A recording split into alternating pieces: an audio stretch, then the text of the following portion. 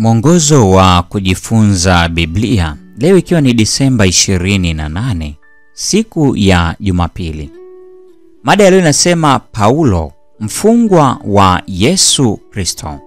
Wafilipi na Wakolosai zinaitwa nyaraka za gerezani kwa sababu ziliandikwa wakati Paulo akiwa gerezani.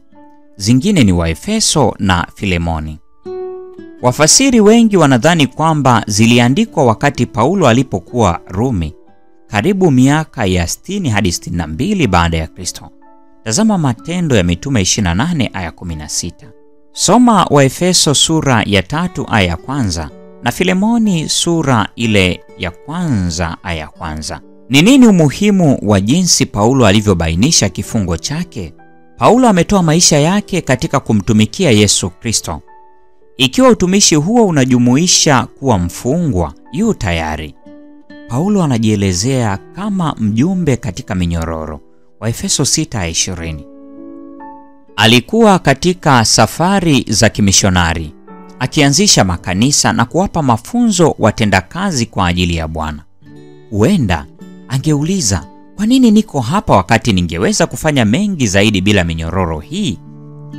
Paulo pia alitiwa gerezani baadaye alipoandika waraka wa pili kwa Timotheo.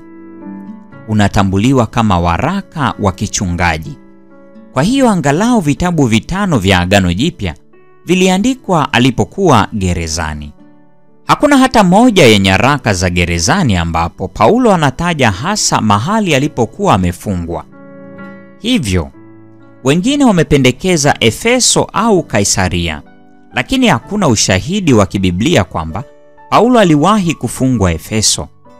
Kaisaria inaweza kuonekana kuwa uwezekano mkubwa zaidi, isipokuwa hakuna tishio dhahiri kwa maisha ya Paulo katika mji huu. Kwa hakika, kuna tishio hilo hata hivyo, kufikia wakati waraka kwa Wafilipi ulipoandikwa. Tazama Wafilipi sura ile ya kwanza aya ya 20 na Wafilipi sura ya pili ya 17. Waraka huu unatupa vidokezo vingine kuhusu mahali Paulo alipokuwa wakati wa kufungwa kwake. Kwanza, kulikuwa na praetorio. Hii inaweza kurejelea makazi rasmi ya liwali wa mkoa, kama yale ya Yerusalemu ambapo Yesu alihojiwa na Pilato, Mathayo 27:27, Yohana 18:33, na Kaisaria ambapo Paulo alifungwa, Matendo 23:35. Lakini Paulo anatumia neno hili waziwazi, si kumaanisha mahali bali kurejelea watu. Anasema miongoni mwa askari na kwa wengine wote pia waliifahamu Injili. Wafilipi 1:13. Huko Rumi hawa walikuwa askari wasomi wapatao 14,000 waliomlinda mfalme na kuwalinda wafungwa wake. Pili, Paulo pia anatuma salamu kutoka kwa waamini wa nyumbani mwa Kaisari. Wafilipi 4:22.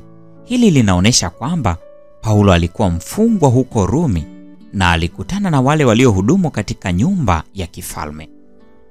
Tunajifunzaje kuridhika katika hali yoyote ngumu tunayojikuta? Kwa nini si kila wakati itakuwa rahisi kufanya hivyo?